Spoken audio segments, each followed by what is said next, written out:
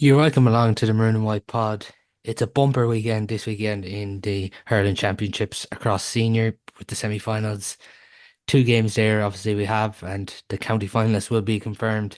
The first trophy up for grabs, the Senior B Championship between Athenry and Portumna, and four teams remain then in the hunt from intermediate hurling to make the jump up to Senior B.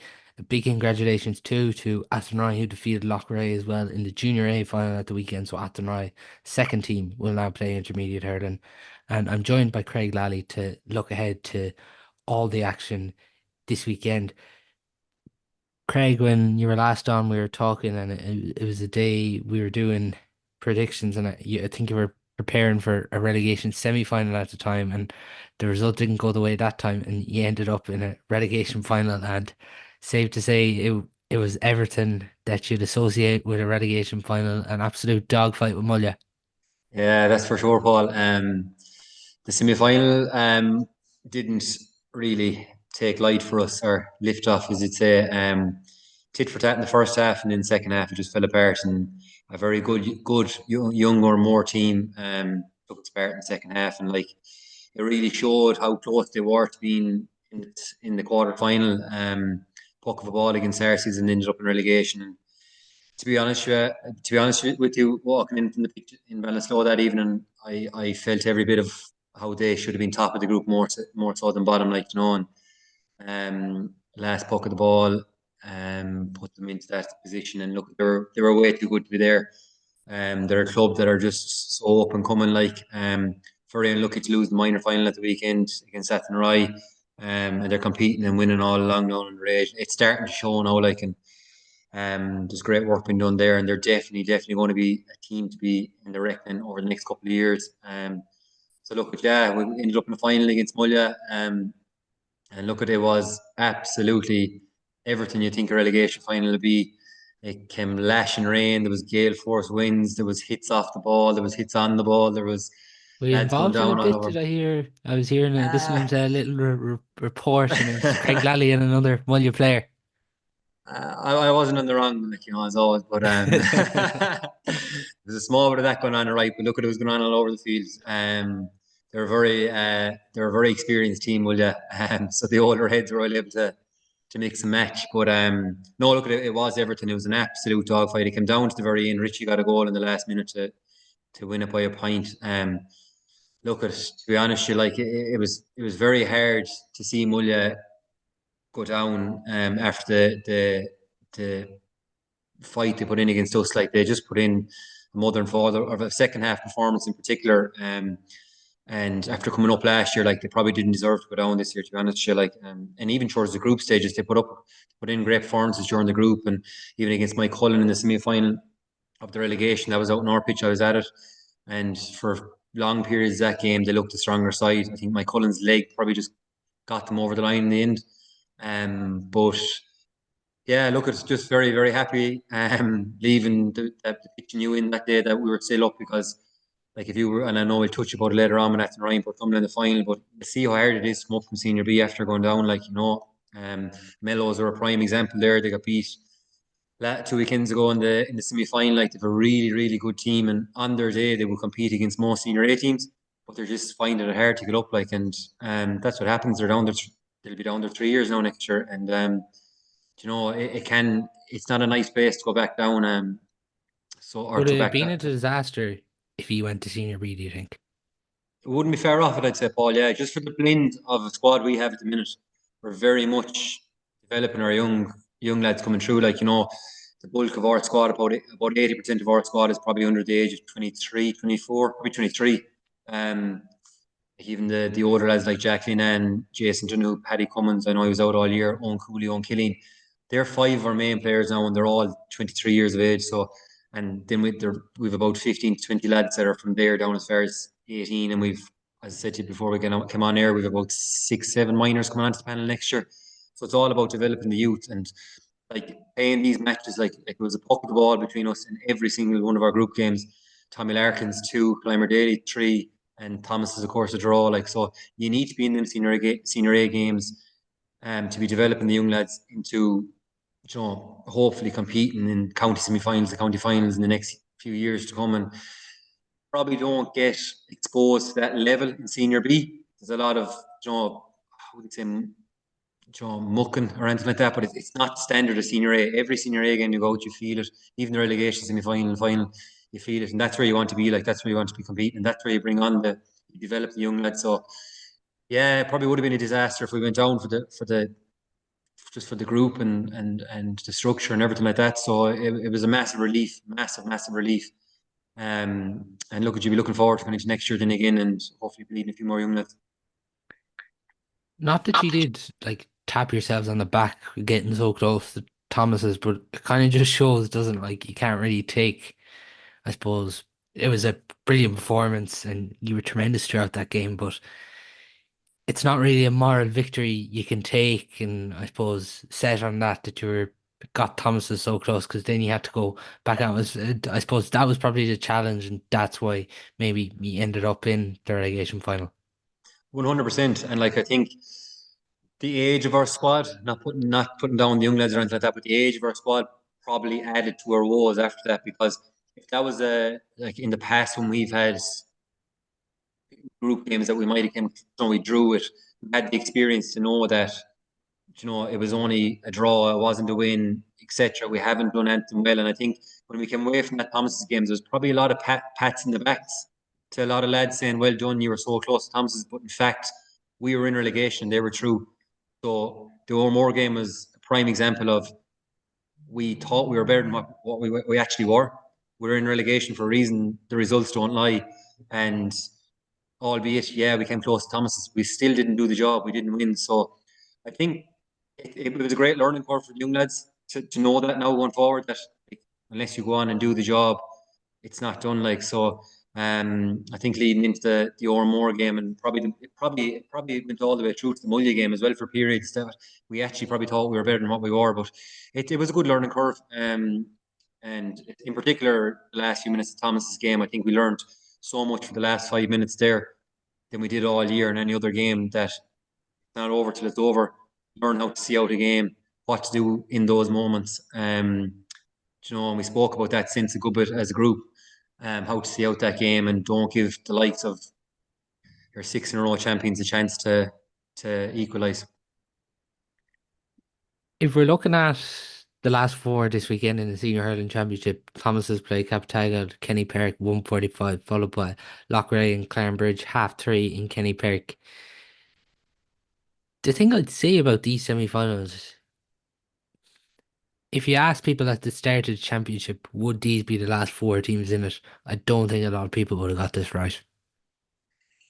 Um, Now that's, I suppose, Turlock and Sarsfield's not being there. yeah. Now, I would say three out of the four you probably would have. Capitagal are definitely wild cards, especially with the way they're run a form went in the group. Um, I don't think that they probably that's as good as they were in the group. Like, or as they had a great like the last 15 minutes against Saracens. They really came to what you could say what we've seen in the past from them in years gone by. Jam Mannion stood up, Liam Collins stood up, Sean Collins stood up, the main marquee forwards that you'd look for. But they hadn't been doing that over the last 18 months anyway, definitely in particular. So three out of the four teams, Loughrea, Clarenbridge, Thomas's, yes, I would have had them there with a Saracens or with a Turlockmore or maybe an Ormore or someone like that. But Captagal are a dark horse. And look at absolute bonus territory for them. Like a few years ago when they went on the run where they went to three or four county semi-finals in a row and were very unlucky not to get to county final, they were probably in that category of top two or three teams in the county for those 4 or 5 years. And they were very disappointed not to get to county final. Whereas now they're in a county semi-final, they've absolutely nothing to lose. They can see, I suppose, where, albeit you don't beat them till you beat them, and I think Moore found that out. We found that out with Thomas's. There is a small bit of, I suppose, like a small bit of, like they're small, getting small bit fragile Thomases in areas where they might have been strong in years gone by, and where they still are hard to beat and they're very experienced and all that. I think their backup isn't there as much as it was. Like James is an awful loss not to have in the pitch now for 60 minutes or 65 minutes. You're only seeing bits of him, albeit he did get a great point the last time when he came on. they are missing him throughout the game. Burner probably would have had a bigger influence down through the years. He's only getting his 5 minutes now. So not putting down their subs or their 16th or 17th or 18th player. But I just think as an all-around group, now don't get me wrong, they're still in the back in the county semi-final again and have played to have earned it to get there. But that's where Carra-More might be able to go at them. But it's like any game. It's like us when we got our purple patch, or Turlock when you get your purple patch. You have to make use of it against Thomas's. You can't have silly wides. And I know we'll probably get into it, but Turlock probably had too much silly wides, and heard Kev on about it there the last time, Brian Mahoney on about it. Just at fighting times, like not putting down Connor, like, but he probably missed one or two frees. They all have to go over against Thomas's. You know, and they Yeah. were at fighting times, sending off, albeit if it was harsh. If it wasn't harsh, I was actually right in front of it and I didn't actually see it, and I was right in line with it. But you can't have that lack of discipline, whether it was or it wasn't. You can't go down 14 against Thomas's. You can't, as Brian Mahoney rightly pointed out, you can't give up sharp puckouts and then Finton putting them over the bar from 80, 90 yards. They're the type of things you need to get right 100% on the day against Thomas's to beat them. Just because of the experience they've had and they've gained over like some of them are there 8 or 9 years when it comes to championships. Like you go back to 2012, Davy, Connor, Aina, Dara, James, they're a long time doing it, like, so they know how to get over the line. So I think the next day with Carra-More, they're going to have to bring their last 15 minutes against Arseles for the full 60 minutes to even compete, or they're in serious trouble. Does it help though? Because I was thinking about this during the week. A lot of that core Cappy group are gone, really, if you look at it. Um, like you're like some Paul Claffey, Dan Nevin. Some players have retired, some players have went away, but apart maybe from James Cahill, Declan Cronin, James Egan, Jam Manion's there. Like they've obviously experienced semi-final heartache, but like this Captagal team don't have a lot of baggage against Thomas's. I think Thomas's might have beaten them in one semi-final by a point, 18-17 a few years ago. But apart from that, it's not like they've been continuously knocked by Thomas's. Yeah, you're right. Like a lot of those main players, like Dan is obviously in Australia, Paul is out in where he is now. He's in Thailand or somewhere like that. He seems to be going around a good bit. Like they were the main core. Like you're talking, your 6, your 8, and they probably did feel a lot of that heartache when they got beaten the three county semi-finals in a row. You're right. The new crop is they've nothing to lose. They don't, as you said, they don't have any baggage. James, Dickie Cronin, James Egan, who did very well the last day, come on and got 2 cracking points when he was needed. They like the likes of Liam Collins, Sean Collins, Jay. I know Donald Mannion went down badly injured the last day. I presume he's going to be out the next day. But they are, and look at Sean Collins, Niall, and Jay are as good as what any forward is in the county when they're on form. And I think Liam proved that the last day, when he stepped up to get the vital point at the end. And like they will cause plenty of trouble for the Thomas's backs, and if they just stick to, I suppose, getting the ball into them and getting the right lads on the ball, I think they have enough firepower up front to cause damage to Thomas's backs.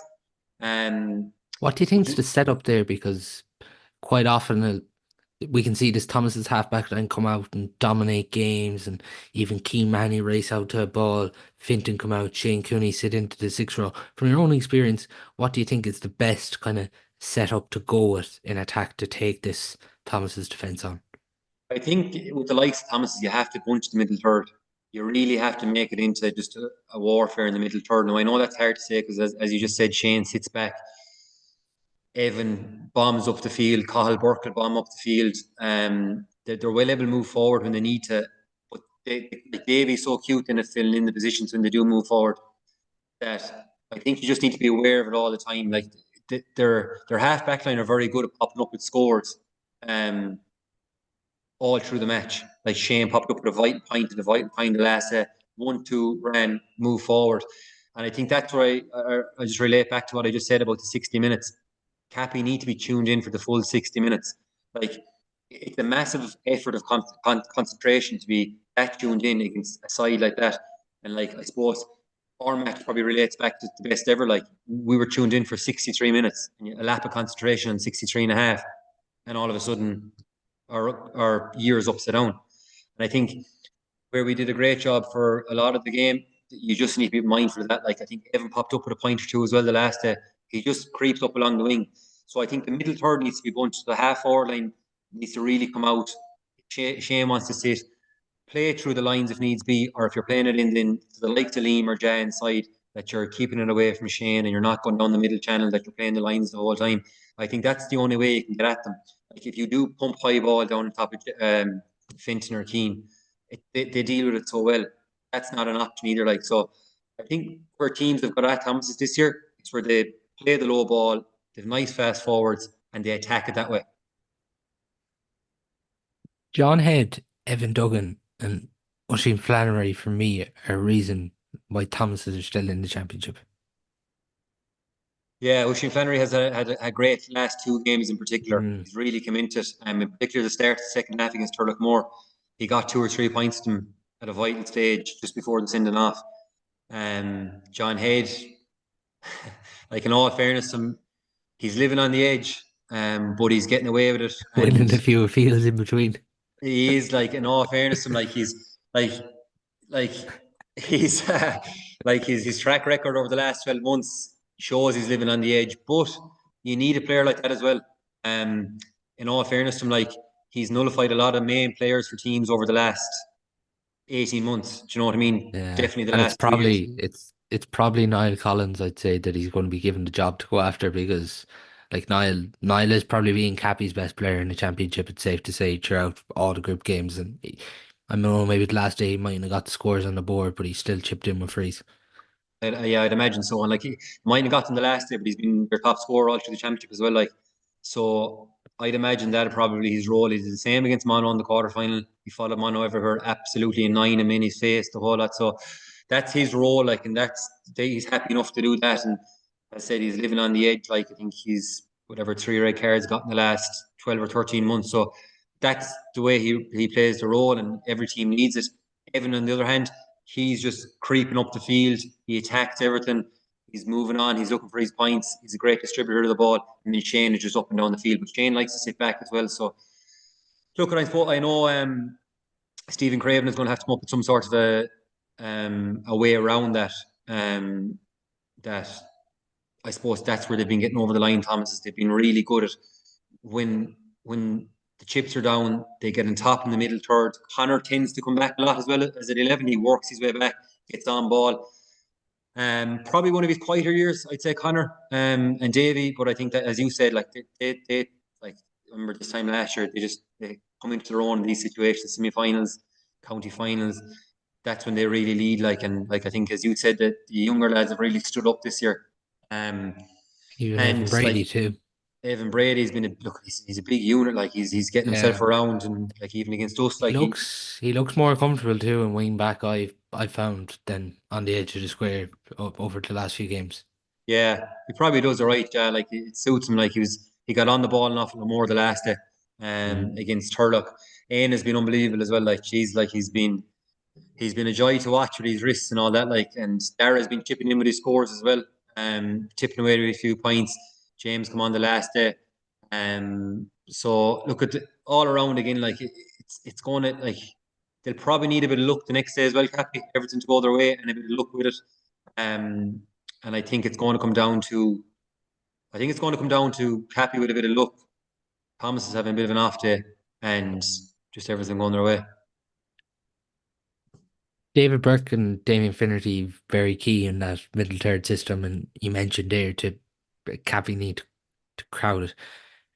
What do you think Cappy will do there in midfield with those two players?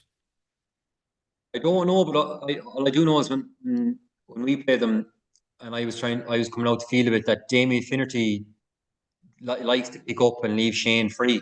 So that Roman 11, Damien tends to pick up that man, and John Davy does his own thing then, and then the Thomas half forward line come out so much that they actually nullify the other midfielders.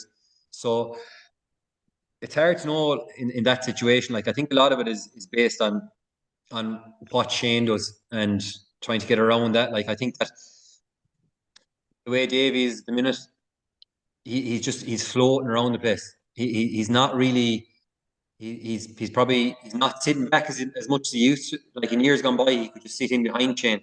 and just float around between the full back and half back line. I don't think he's doing that as much this year. I think he's leaving Shane do that role, and he's kind of staying around more around the middle of the field. So, but as I said to you, look, it'll be interesting to see the next day if they do a man marking job on Davy, or they let him roam and just worry about their own middle third. But I think that the whole thing is just pack it up in the middle third and turn it into batting the full forward line. It's interesting too because Cappy loved to play the ball through Michael Garvey at centre back, and Conor Cooney's obviously 11 and he's going to drift. What will they do there with Michael Garvey?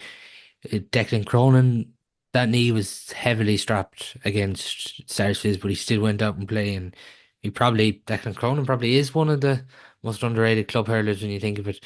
He's probably the man to go over on Aina. Yeah, I'd imagine so. He will mark Aina like he's done it in the past. Yeah, Michael Garvey's a great strike at the ball. Like, so they try to go through him, and he distributes an awful lot. So he does. So look, I don't think that will phase Thomas too much. They'll probably let that happen. And trust the lads, trust the ball when it goes in that Finton and Keane will look after it. They kind of been doing that all through the year. So yeah, look, I think that I suppose the biggest question Cap will have to answer is, will they follow Connor as well? That will be a big question that most teams have to ask. Like, he goes so deep, do they get someone to pick him up? And he's so good at moving forward again. Um, we had a midfielder pick him up as he went back, so and left Jason free. So Michael Garvey, I imagine, won't follow him up. He'll sit back in the pocket and he'll stay doing his job, distributing no balls. So, but physically wise, with all the Garveys and Jackie Cronin and Sean Collins, like physically they're well able to match. Like even James Egan coming on, they're big, strong units. Like, so, physicality won't be an issue the next day. And I think Turlock probably the last day they were well able to mix it in the physical strengths as well. But I think it was just their efficiency, their scoring efficiency that let Turlock down the last day. Should have made more in the purple patches. They missed some vital frees. I think it was just a small bit of mishandling as well. Like, they were probably too slow letting the ball in, and when the ball did go in, like, they played Finton's strengths and Keane's strengths. It was too. They didn't get great ball. And going back to John Head, actually, he did a great job, and Sean Lennon as well the last day. He more or less nullified him out of the game. So he did so, and like more than that, Carra-More had the resources. Like, they were on Jamie Holland and Brendan Phelan, like two big, strong, physical men, and like Thomas is, I know, was down to 14, 15. Like, they react to that very well as well.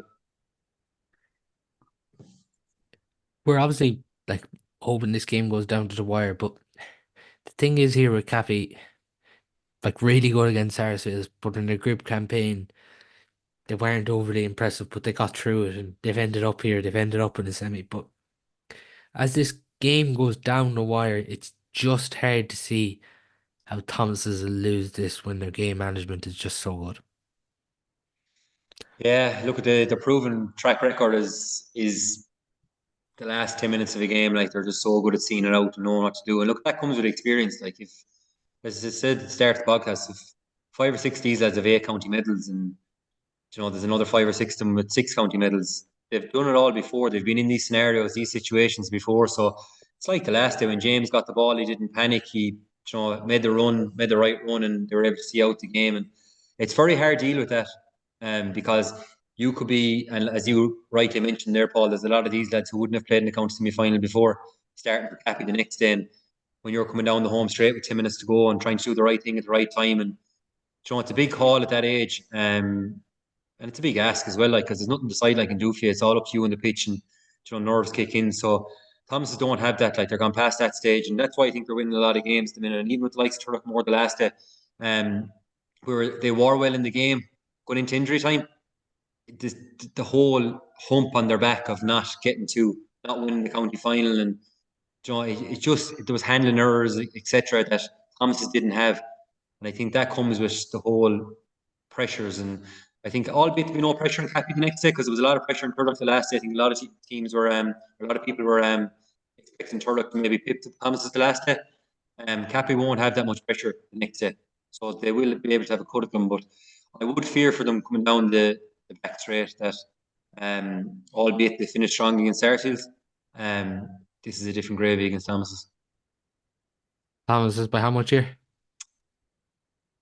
Um, I'm going to say Thomas is by about seven, The seven. six Yeah. or seven. Yeah.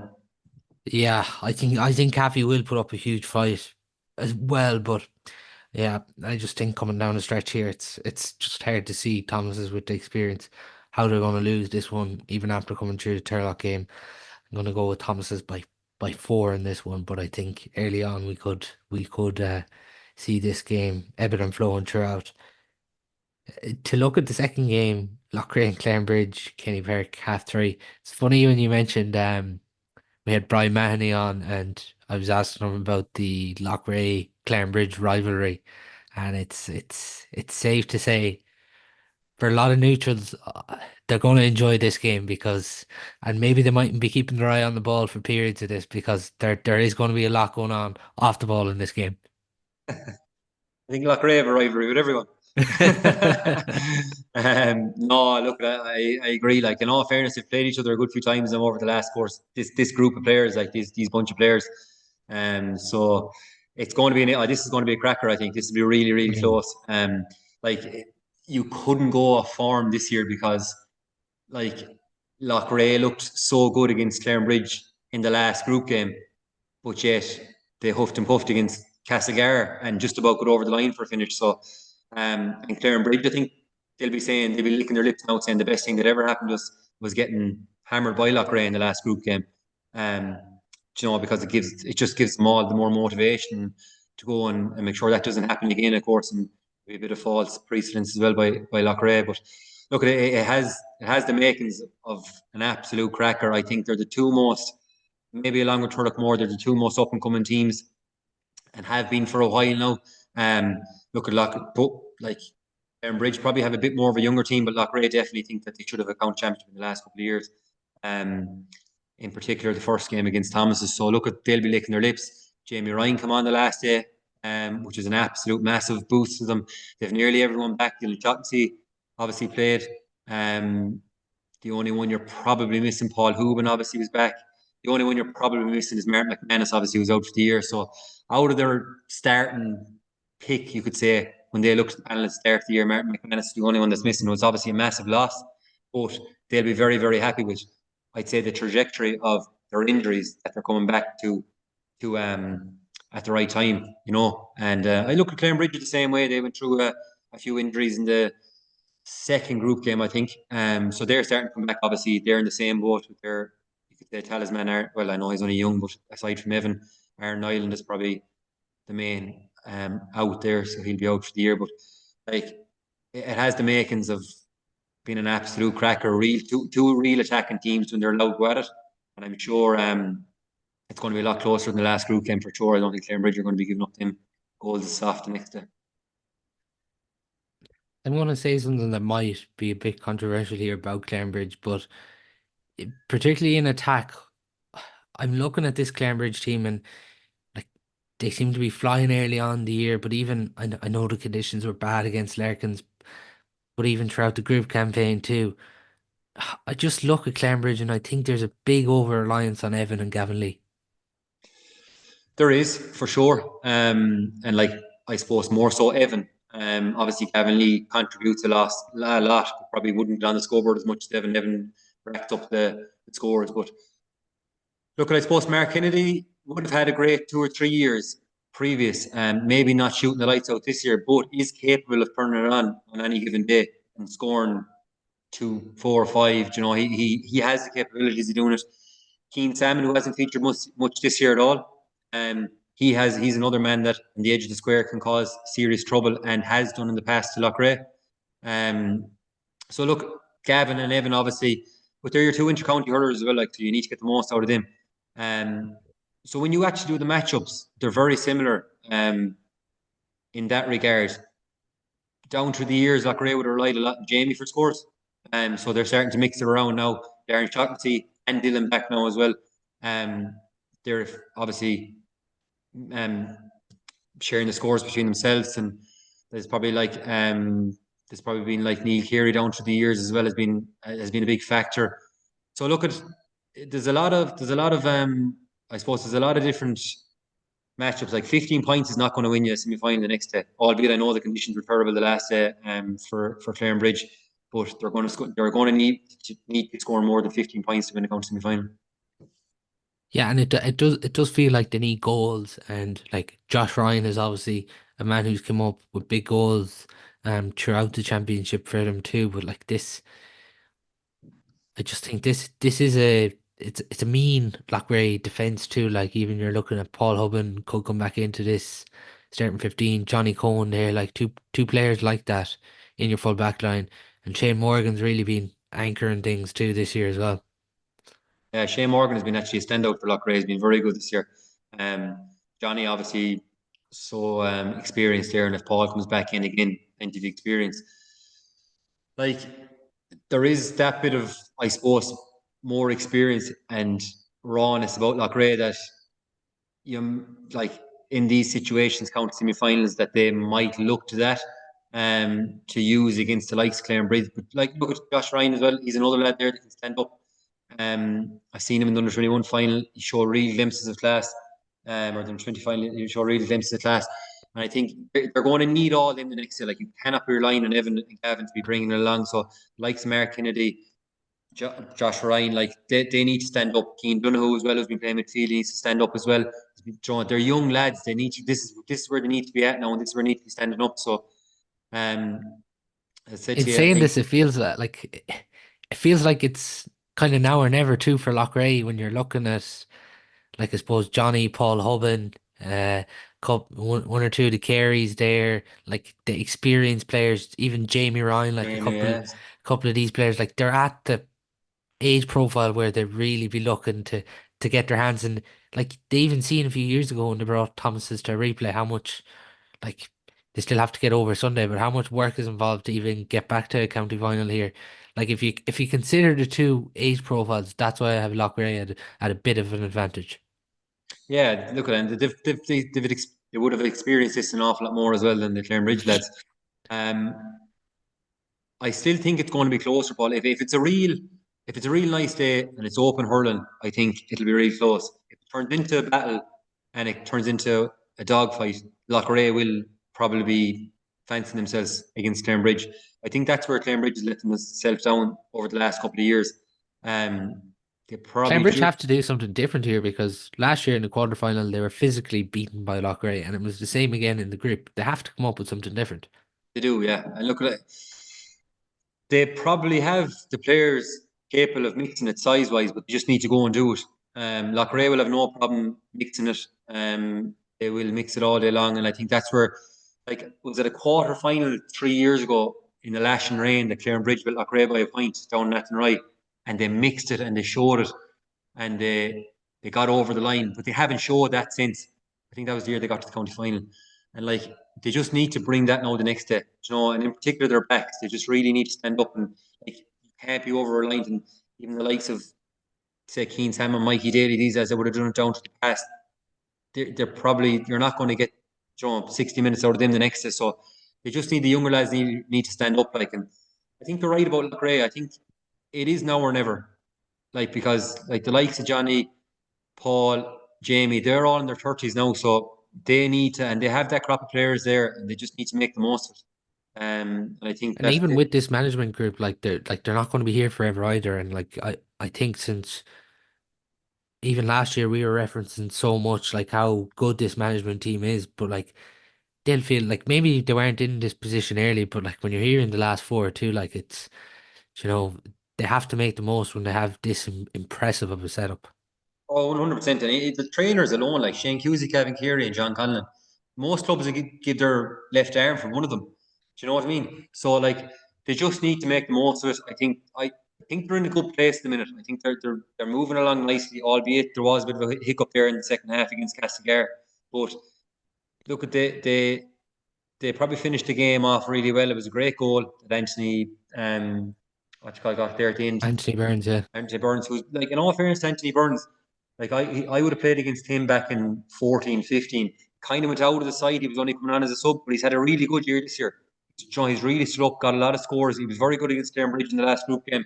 And he's a prime example of someone else that's filled in the boots for Jamie or Darren Shaughnessy or Dylan while they were away, and has really stood up and has now grabbed his jersey, grabbed his chance very well. So like Loughrea, probably have, again, you mightn't think, but he's a really experienced player. He's around 10, 12 years now. So they probably have a bit more experience in that front. Whereas a lot of Claren Bridges four last, they probably would have about 18 or 19, 20 year olds, probably about 4 or 5, 19, 20 year olds in the team now. But look at, I think for the likes of Evan, Keen Salmon, Mikey Daly, these lads, I'm sure they're probably saying to themselves now, we need to push on as well. Like, this crop isn't going to be around forever. Like, they have a good management set up there as well. Mihal's obviously involved this year. So they need to push on as well and try and push on and get to the county final.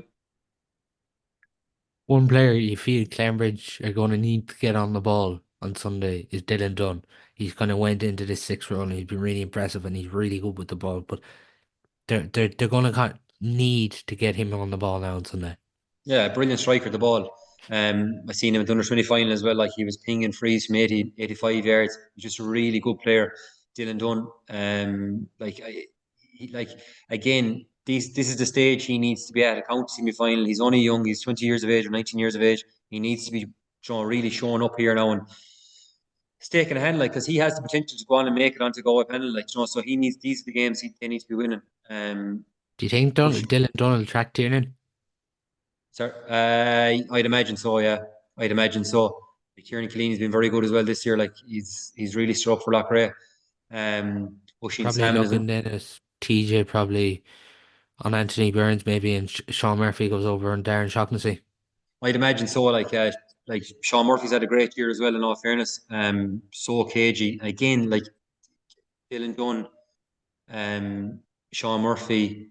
Obviously, TJ's older. You have Oisin Salmon. They're all, they're at such a young age, but this is the time now for them to stand up. Like, they're all 20, 19, 20, 21. So that's where you'd hope that if it turns into a hurling game, Bridge have those hurlers, but you just, like, no fairness to them lads, they're well able to mix it as well. But it'll be interesting to see. Interesting to see them lads in the county semi final now. Do you think Loughrea will start Jamie? It'll be a big ask. It'll be a very big ask because I hadn't been talking to myself now personally, but anyone that I had been talking to over the last couple of weeks and months was that he wasn't going to hurl at all this year.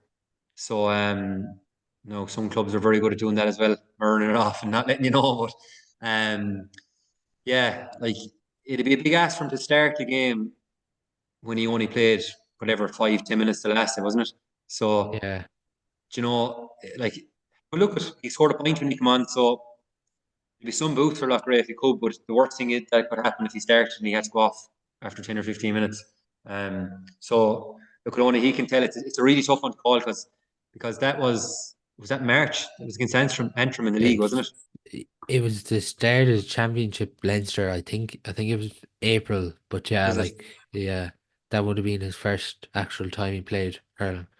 Yeah, Last year, long yeah. time out with a thumb injury, like, so. Yeah, look, it'd be massive, I even think if it's it's the same not. decision to make with Paul Hubban too, like They do, yeah, yeah. yeah, Paul's hamstring, like, I know Paul probably would have been close, like, so to start the last day. So an extra 2 weeks probably do him the world of good in the hamstring. Whereas Jamie's, as I'd say, is a bit more finicky because it's a thumb situation, like, and that. But look, at their two seriously experienced players, like, and you seen what happened last year in the county semi final, same scenario when Jamie didn't start. yeah, Probably cost Loughrea a county final place. Did cost Loughrea a county final place. Um, because you're guaranteed a few points off Jamie, like, and he was hitting the freeze really well as well. So look, it'd be a massive plus for Loughrea if he could start. If not, if he could still get 20, 25 minutes out of him, it'd be still brilliant as well. But look, he keeps himself really well anyway, so fitness wouldn't be a problem. just interesting from Loughrea defensively what they'll do.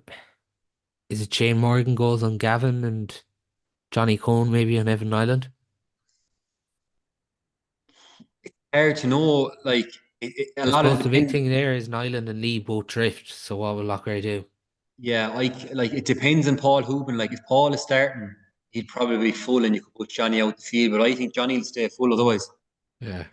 He's been consistently full for the last 2 or 3 years, and he's been solid there. Like, I don't think they're going to bring him out to a sixth role, to follow Evan. So yeah, I'd say it's hard to know now on that one. Um, Even if Paul Hoban does start, would they still leave Johnny full? I'd imagine they probably would. Um, so I don't know. I don't think that'll happen. It's interesting we talk about the Loughrea management team. If we talk about the Clanbridge management team, David Ford and obviously Mihal there in the background, like it's going to be intriguing how both of these setups adapt during this game on the line. Yeah, look, it'll be a real tactical game anyway because there's such experience there in the line. Um, it'll be interesting to see. Look, I suppose there probably wasn't the way the game played out in the last group game. There'll be a good few changes on both sides from that, so they won't be able to read too much into that. I suppose the big thing that you could take Paul from the last group game was, from what I seen anyway, I was behind the goals, but Loughrea really ran at Bridge down through the middle, um, and that's where the goals came from. I think Bridge needs to put a halt to that the next day, stop the runners, and make sure they don't concede goals. And as you said, the big thing for them is they need to hit the net the next day. Like, they're not scoring enough of goals. 15 points in the quarter final, it's not going to be good enough to win your semi final. So I think a big emphasis is, and I know this is probably goes without saying, you cannot concede goals as easy as they did that day against Loughrea. Don't let them run at you. Cut out the runners, chase the runners, and just make sure that we're trying to get goals early. I'm going to call this one first. I'm going to go with Loughrea by 7. How do you see it? Um, Gray by 7. I don't think it's going to be that much of a margin, but I'd be more inclined to say, just with their experience and with the way they have players coming back, in particular Darren Shaughnessy 2 games ago, Dylan Shaughnessy, Paul, and Jamie, if he features the next day, which he probably will. I think Loughrea by about 2 points, yeah, 2, maybe 3. As those are the two senior semi-finals, so just for people who aren't aware again, Thomas's Capitalia 1:45 Sunday, Loughrea Clanbridge 3:30 Sunday. Both games at Kenny Park, and if you can't get to the games, both games streamed on Go GA TV too. We look at the Senior B final. Um, I was listening to a good few interviews this week with Joe Canning since the book has came out. I wanted to ask you one thing here. He talks about a training session where he showed up to Duggan Park and the gates were locked. Were you involved in the setup then? What year was that? Oh, I didn't hear that interview, even though I heard about five of them he did He, this week, but I didn't hear that one. he said he said it was under Mihal and that he showed up in Duggan Park and that there was no keys. I actually can't remember that. Yeah, But yeah, no, I would have been there because I was there for all Michael's term, but yeah. I don't remember that now at all. But again, Could you remember all like the stories vividly that he was going on about talking in the different interviews? oh yeah, definitely, yeah, yeah, yeah. In particular, that one against Cork when we played the under 16 final. Um, when he was on about that was in, he was saying that we played under 16. It was the first year. It was the Arabon Cup. Was all 32 counties participated. Won't say the year now because that'll give away our age, and that was a long time ago. So, but it was his first year minor, so he was a 3 year minor obviously, and they won two, so the first year he won it, and minors we played the Arabon Cup and we drew with Cork in the Arabon Cup final in Perlis, and as he said himself, he had an off day. Like, I think he only got 4 points in play. Like, so, he was full forward one side and Patrick Horgan was full forward the other side. But the minors then subsequently drew either the week or the week after, or sorry, the week after or 2 weeks after the minors drew the Ireland final, and that was a replay, but that wasn't for 3 weeks. So all of a sudden we were 5 weeks, and then something else happened. So he never mentioned this in his interview, but it was actually because of him the game wasn't on for 10 weeks. We had to train 10 more weeks after the Ireland Cup first match because he was so busy winning our Ireland minors and all that. So, but he came back then, and I actually thought it was more, but he said he scored 2-8 in the final, the replay, and he was just. I think he actually, albeit he'd won an Ireland club with Portumna, and he'd obviously won his first Ireland minor that year. He was just. I think that was the best game I ever seen play at that under 16 Did replay. you ever just look in training and just go, Jesus Christ?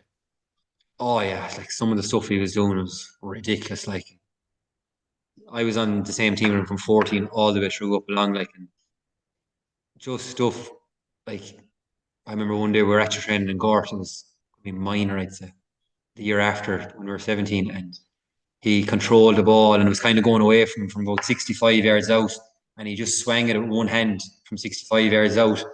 At the time, I'd say I'd be lucky to get it out of my hand with two hands, put it over the bar, and he was falling over one hand and he put it straight over the bar, and he just ran around like and onto the next one again. Like, but his sidelines back then were just, he was 16, 17 years of age, even for Tumbling in their Ireland finals that time. I'm putting over sidelines from 65, 70 yards out at that age. Like, he was just so physically strong at that age. And he was just unbelievable to watch. Like, and you just sit back and watch. And albeit we came up a few times against him in the club that time, but when you're playing with him in the county, it was a joy to watch, even at that young age. Like, Did you think as your career went on with him and you see him and like he would have been the same age as yourself as you mentioned, but did you think the expectation was unfair? First time I properly met Joe was we played an under 12 Litz inside in Castlegar. It was so what they did, they brought say the south, the north, the city, and the east. So there was four teams, and I actually felt like, and I was only 12, but there was so much talk about this Joe Canning at 12 years of age. Pressure was nearly there on his shoulders at 12 years of age. You know what I mean? And obviously, Ollie then before him had, everyone knew Ollie, and obviously Ivan and Davey down through the years. But Ollie in particular, I suppose, because he was on the county panel, and the pressure was always there. Like, even when we were 14, the pressure was there. Everyone was there at the Tony Forrestal. Everyone was there to see Joe that day. You know what I mean? And by the time he got to 16, he was already on a minor panel.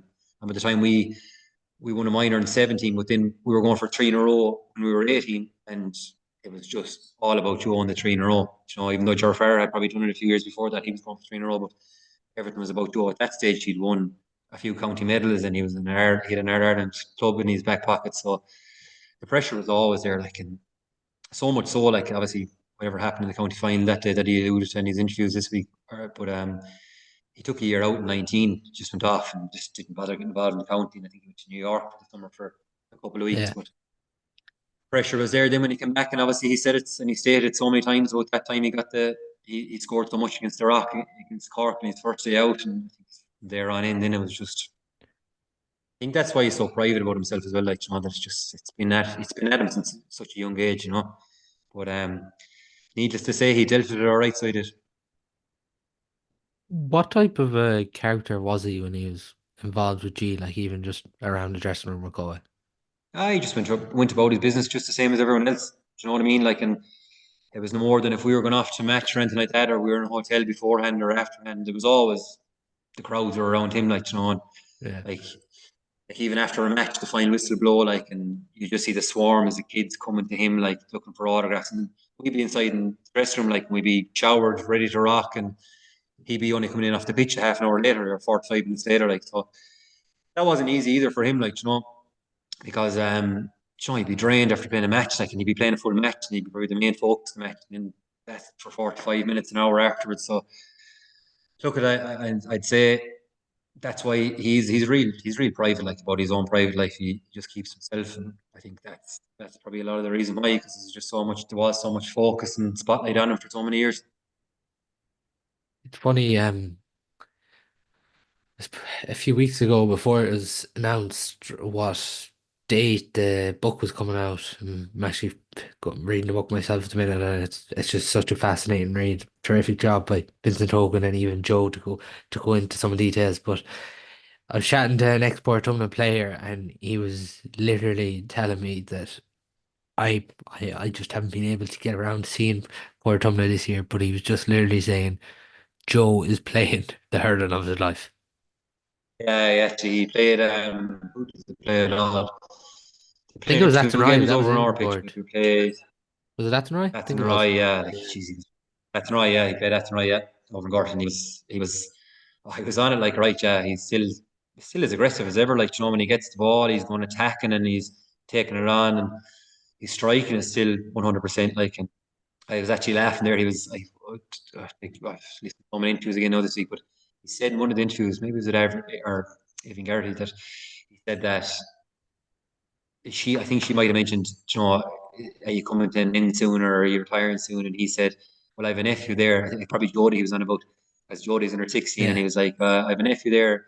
and he was saying, "Will you stay around for me? I'm 2 years away before I make it to the senior ranks." And I think Joe was messing him, was saying, "Did he mess with him and say, if you shave away that mullet you have in your head, I'll stay around." And they come back up to put him in a week later, and Jody had the mullet shaved off, so he has to stay around for another 2 years now, anyway. So It is the thing. I know it's a different Portumna team, but even for Portumna and Athenry this weekend, like there's still this pedigree and culture of Portumna in a final this weekend. Like it's not a foregone conclusion that Athenry will just win this and go up to senior at the weekend.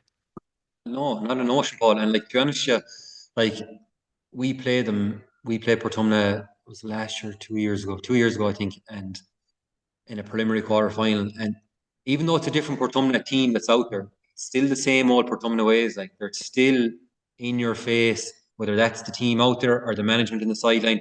They still have that winning mentality. Like, and albeit they aren't competing in county finals, they're still the same way. I played them an awful lot at the early stages of my career. When I started off, when I was that age, 18, 19, 20, we played them a lot in semi-finals and finals and stuff like that. And it's still the same way. Like, the ethos is still the same way. They're in your face. They're in the referee's face, and just the winning mentality that would have been bred into them down to the years. And that's the same way they are at the minute. Like, and I've seen a good bit of them this year now, and they will not fear Athenry one bit the next day, and they will have, like, they've forwards there capable of beating many senior A teams. And it's just, the only thing that I've seen from this year is that they probably are lacking one or two backs, but on their day, and what they can do, and they'll be well used to playing finals, a lot of them, and even just having Joe there as well, like, and Declan McLaughlin's having a great year as well. They are capable 100% of beating that try the next day. I wouldn't doubt that for a second. And it's no more than playing when we play Mulla in a relegation final, albeit this is a senior B final. Some teams just up it for finals. They're very good, they're very experienced at playing in finals, and whether that's on the sideline shouting in or being on the pitch playing, they're very good at that. It's interesting because if you look at the Portumna forward line, three names you're looking at straight away is Ron O'Mara, Declan McLaughlin, Joe Kenny. If you look at that right forward line, three names you're looking at Rowan Hardyman, Keane Burke, Jack Kerr, and even throw in Jason Rabbit too to that. Yeah, and look at, I think after I've shown this year really, and I know the lads mentioned it there in the podcast the last time when they were on, like, about John Hardiman and the John Hardiman effect. Just shows how a club can flip around so quick. Like, and I think Kevin alluded to it, how they were so close to being, like, you're on about them winning a junior A final at the weekend. Could have been down in intermediate last Yeah, year as quick as lightning. Do you know what I mean? Because they were so close. And I think John Hardiman that's not putting down last year's management, but I think John is top class. Like, and like, not that I tried a few times to get over to our club, because I've seen firsthand. I was involved in a training session. He actually took us for a few training sessions, in the club years ago, and I was actually involved in the county years ago with John, and he is top class. Like, and you can see his imprints on that and Rice set up this year. They're so just focused on what they do. There's a brand of hurling about them, and they're very disciplined. And I think that's why, as you mentioned, they have a few players there that can do it. Like Jack Carr in particular, like, he's actually in the shape of his life at the minute. He's got so physically strong. And Keane Burke, obviously, like, these are lads that can really run hard. I mean, like, they can turn it on. Like, and when they do, they are as capable as Portumna. Like, and you add in Jack and Andrew Canning to that setup as well in forwards. Um, it's going to be a shootout of the forwards, I think, and it's which backs can get topped in will be the winner of the game. it's interesting too because that day at the Rye, like they just in you talk about that game in Gort in the group, and both of these teams came from the same group to end up in the final now, but just always felt in that group game that Athenry always had enough, and like that's going to be interesting. Have Portumna learn from that, and are Athenry going to just keep this winning run going? Yeah, I think so. But like, it actually, funny enough, going back to the Clarenbridge Loughrea game in the last group game, it was very similar. Where Athenry ran at Portumna quite a lot in that game, and I think Portumna need to stop that as well the next day. And I know Garth pitch probably plays into that. It's so big and wide and probably suited Athenry. I think Portumna's game is more turn it into, get the ball to the likes of Joe or Jack, and make it physical that way and use their experience when they're on the ball. I think Athenry probably won't have the same experience, albeit I know the likes of Conor Burke there is fairly experienced and around a while.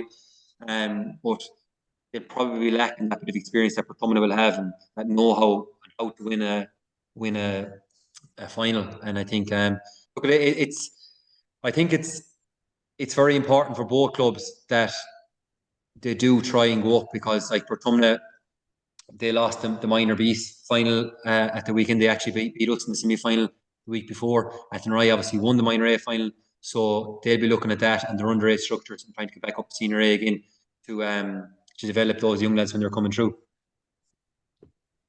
Just looking at Athenry's defence, like Portumna are obviously backbone by Owen Tracy and Martin Dolphin with his experience too. But if you look at Athenry defenders, Mark Hardyman, Owen Lawless, the Hannons, Shane Quirk, is there an argument there that Athenry might have the better man markers?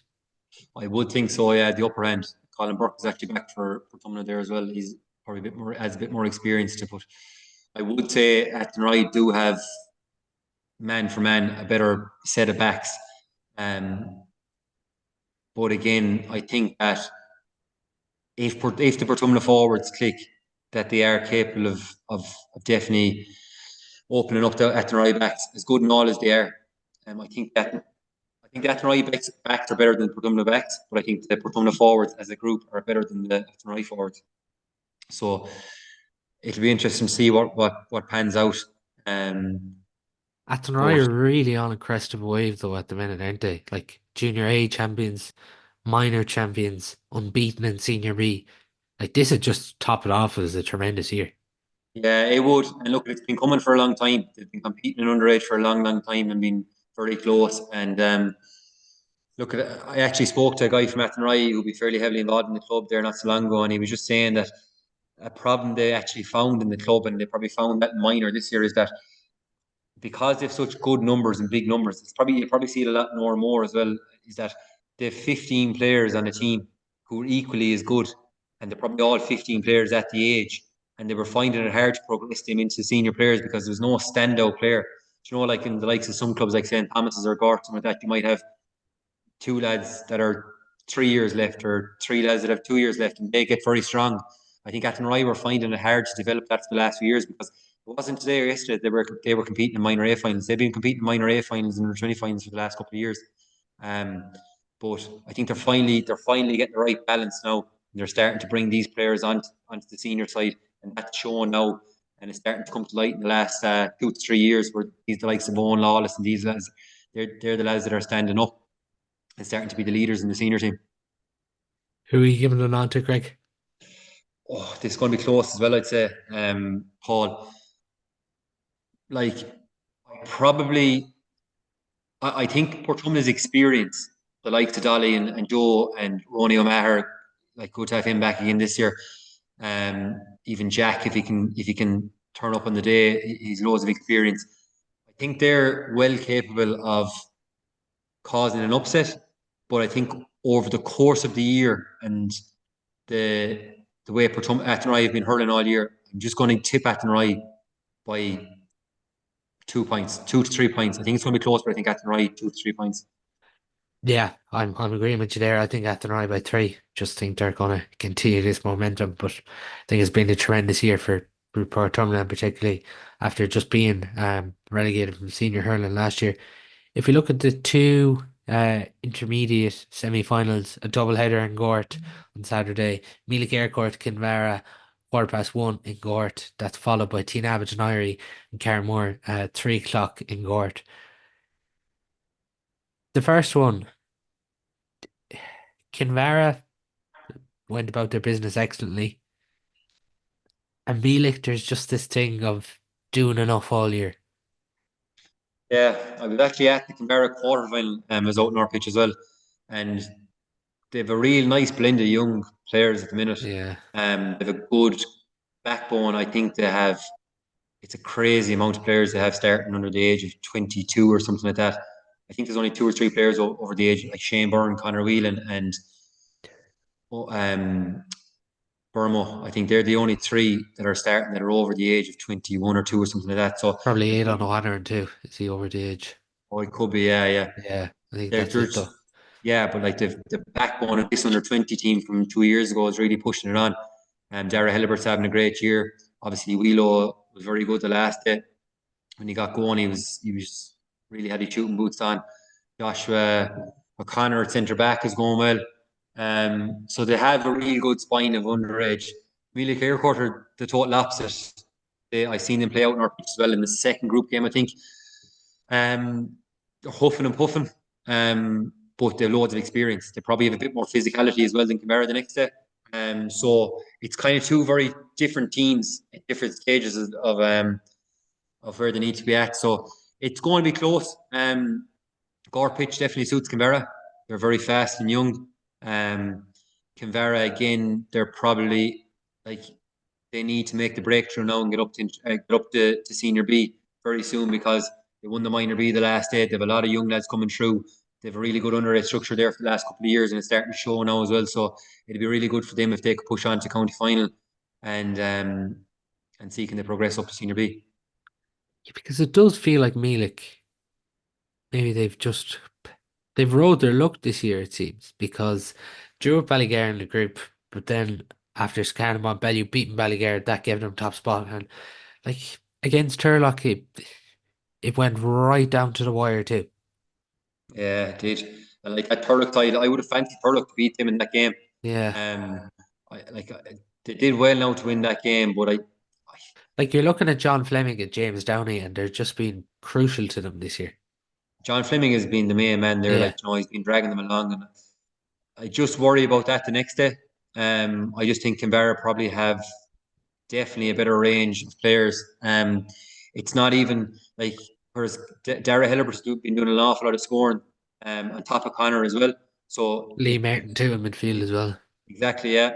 So like I just think that overall, I think Canberra probably definitely have a stronger 15 than Mila Court, and I'd expect Canberra to win the next day and win well. By how much? I'm going to put 6 points in the pot. 6 points. Yeah, I'm gonna go Keenvara to edge it by three. On Teen Average Lottery down in Carra-More, 3 o'clock in Gort as well.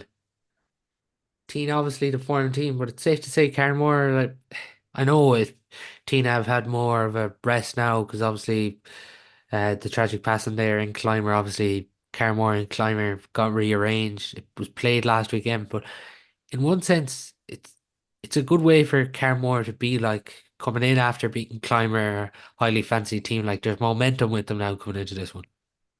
Yeah, I would have thought Gleimer would have bet or would have beaten Carmore as Yeah, well. That was a big shock. But again, Carmore are starting to show a few of the underage structures they've in place. They're starting to come to light now. A lot of young lads coming through. Clymer will have to be disappointed with that. Um, like to think that they're out in the quarterfinal stage and they're probably in the top three favourites anyway for the championship. I think that they will be disappointed, but look, Carramore, they'll be happy to win the Junior C there at the weekend as well. They'll be on a crest of a wave. The club they'll be happy out. So couple of lads very happy out of it. oh, I'd say so. I'd say my cousin's husband actually, George Hanley. He was on. He came on in the last few minutes. He's a lot of service given to Carramore, but he's his first county medal. Won't give away his age now, but he's older than me. So he's delighted. I'm not sure if he's been home yet, but he's enjoying it. But no, I tell you, that'll be a big boost to them.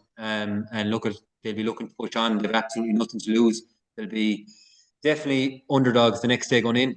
I was talking to Liam Hodgins out on the pitch the last day at the Canberra match. He was out doing a bit of scouting, so he was after the Tina match. And I suppose injuries are the big thing with Tina. They have a few injuries after the last game. And I'd imagine if they're all cleared up, like I know Paul was injured and a few more, if he can get the injuries cleared up, I know I've said it here, Paul, earlier on in the year that I think Tina are the main team in intermediate. And I think that if It's an they can, absolute disaster for Teen Average Lottery as a club if they don't come up this year.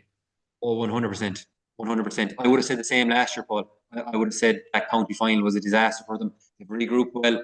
Matty and obviously Haji stayed on. This you're talking about backroom teams. That's as good as any in Senior A or Senior B to have them lads there involved. They need to come up like they Like if need they to want to win. keep Matty and Hodgins too, I imagine like Oh yeah, hundred are they percent. really going to be coming back if for a third year if Tina don't get up this year?